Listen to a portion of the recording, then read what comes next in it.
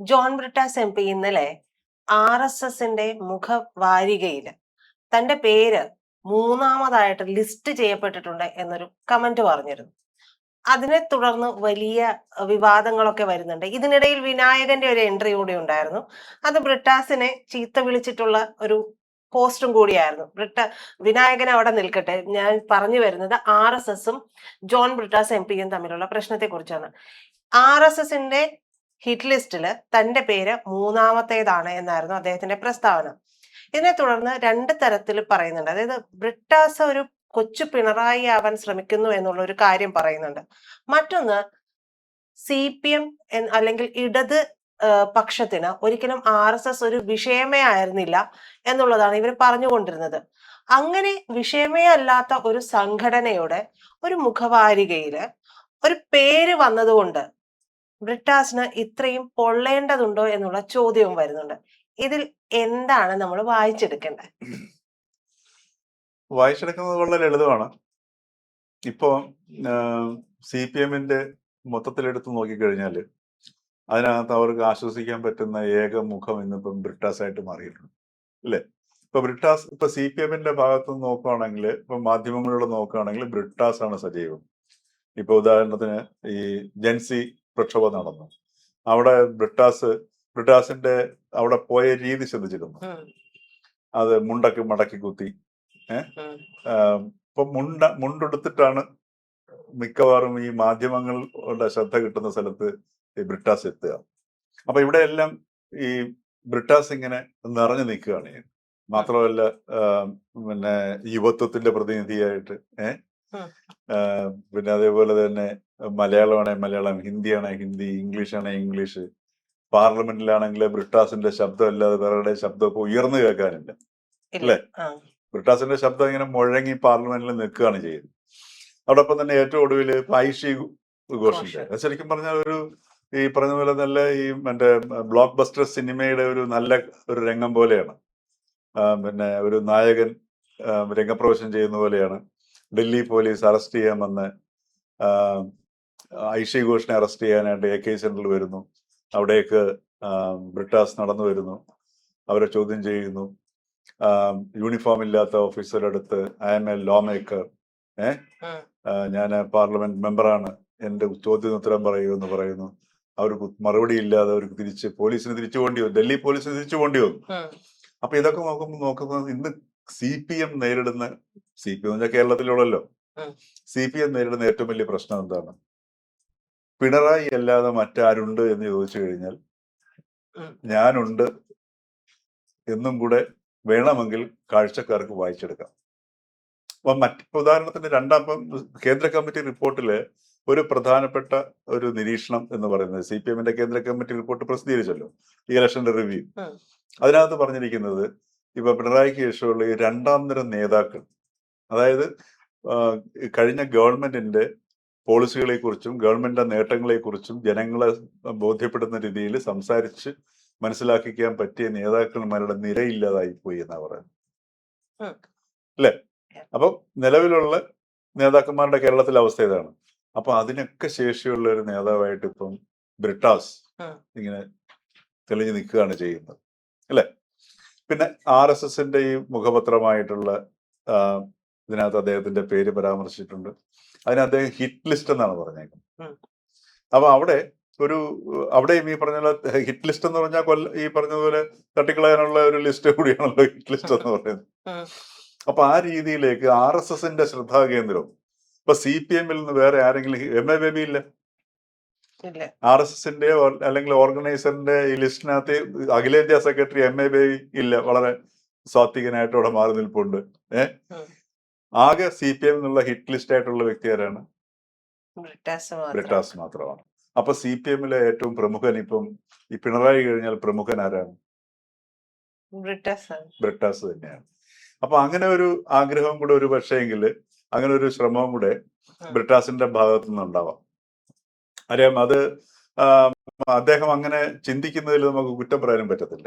കാര്യം ബ്രിട്ടാസ് നന്നായി ആർട്ടിക്കുലേറ്റ് ചെയ്യുന്ന രീതിയിലാണ്, ഈ പറഞ്ഞതുപോലെ അത്യാവശ്യം ചിരിച്ചുകൊണ്ട് സംസാരിക്കുന്ന കൂട്ടത്തിലാണ്.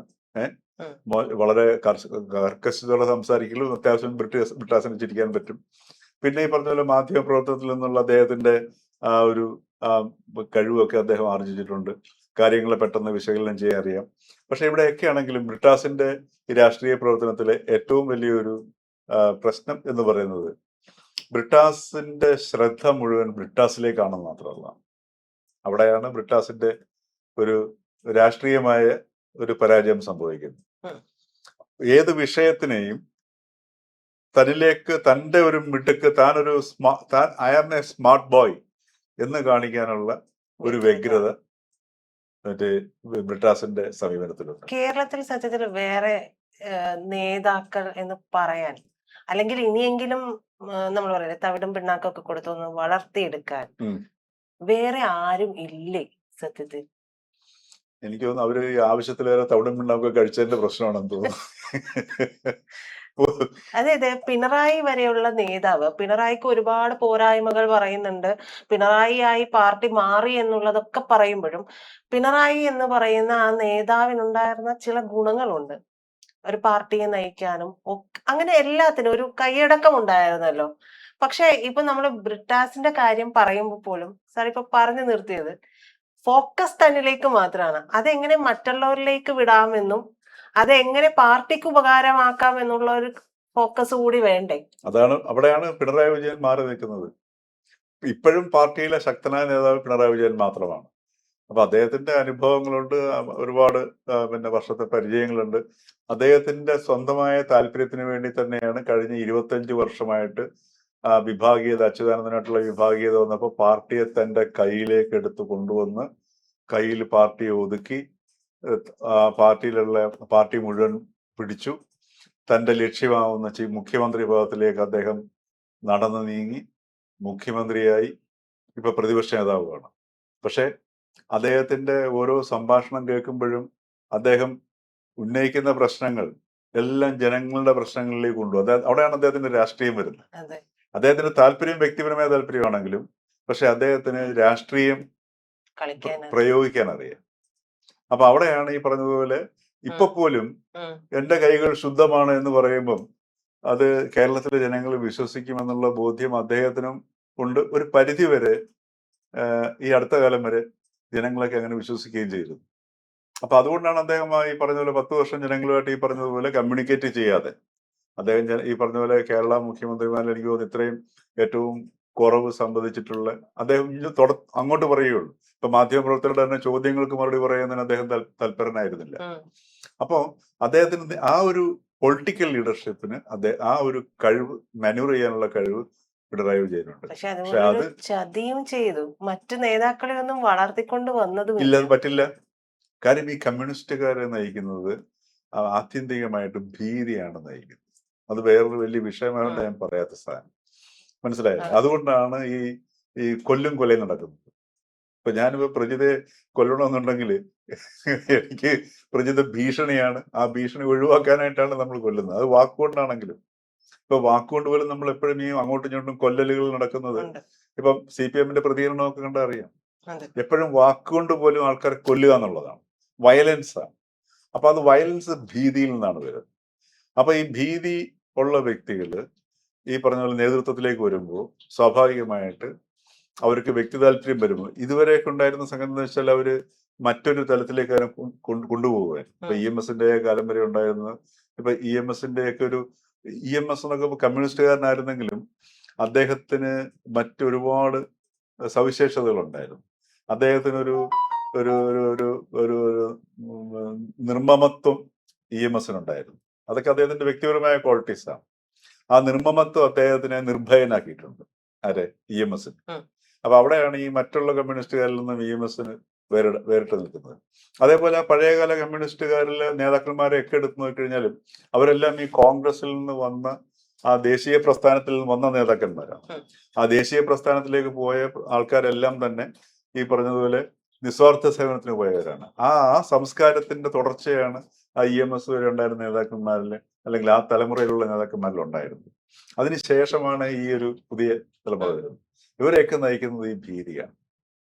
ആ ഭീതി വരുമ്പോഴാണ് ഈ പറഞ്ഞതുപോലെ മറ്റൊരാൾ വളർന്നു വന്നു കഴിഞ്ഞാൽ, ഇപ്പൊ KK ശൈലജ ടീച്ചറെ കൊണ്ട് പേരാവൂർ മത്സരിപ്പിച്ചതിനാ ഏതെങ്കിലും ഒരു കാരണവശാൽ അവർ ജയിച്ചു വന്നു കഴിഞ്ഞ് പാർട്ടിക്കകത്ത് ഒരു ഡിസ്കഷനോ എന്തെങ്കിലും ഒരു സ്കോപ്പ് വരികയോ അല്ലെങ്കിൽ കേരളത്തിലെ മാധ്യമങ്ങൾ പ്രഷർ വരികയൊക്കെ ചെയ്യുകയാണെങ്കിൽ അത് ഒതുക്കി തീർക്കാം, അല്ലേ? അതെ. അതേപോലെ തന്നെ കോവിഡ് സമയത്ത് വളരെ മനോഹരമായിട്ട് ശൈലജ ടീച്ചർ ഓരോ ദിവസവും കാര്യങ്ങൾ ഇങ്ങനെ വിവരിച്ചുകൊണ്ടിരുന്നതാണ്. അതിങ്ങനെ ഭയങ്കര ജനങ്ങളുടെ ശ്രദ്ധ പിടിച്ചു കിട്ടുന്നുള്ളപ്പോഴത്തേക്ക് അവർ കൊണ്ട് മാറ്റിയിരുത്തിയിട്ട് ശ്രീ പിണറായി വിജയൻ അത് ഏറ്റെടുത്തു. അതുപോലെ തന്നെ വടകര കൊണ്ട് മത്സരിപ്പിച്ച് തോൽപ്പിച്ച് കാണിച്ചു കൊടുത്തു. അപ്പൊ ഇതൊക്കെ ഈ ഭീതിയിൽ നിന്നുണ്ടാകുന്ന സാധനമാണ്. പക്ഷെ എങ്കിലും അദ്ദേഹത്തിന് രാഷ്ട്രീയം എങ്ങനെ പ്രയോഗിക്കണം എന്നുള്ളത് നല്ല വൈദഗ്ധ്യം ഇപ്പോഴും ഉണ്ട്. അതാണ് മറ്റ് നേതാക്കന്മാരിൽ നിന്ന് പിണറായി വിജയനെ വ്യത്യസ്തനാക്കുന്നത്. ആ കഴിവ് ബ്രിട്ടാസിൽ ആ ഭാവവുമുണ്ട്. ബ്രിട്ടാസിന് ആ ഒരു കഴിവ് ബ്രിട്ടാസിന് ഇല്ല എന്നുള്ളതാണ്. ബ്രിട്ടാസിന് സ്മാർട്ട് ആകാനുള്ള ശേഷിയാണ് ബ്രിട്ടാസിൽ മുമ്പിൽ നിൽക്കുന്നത്. അത് വ്യക്തിപരമായ സാധനം.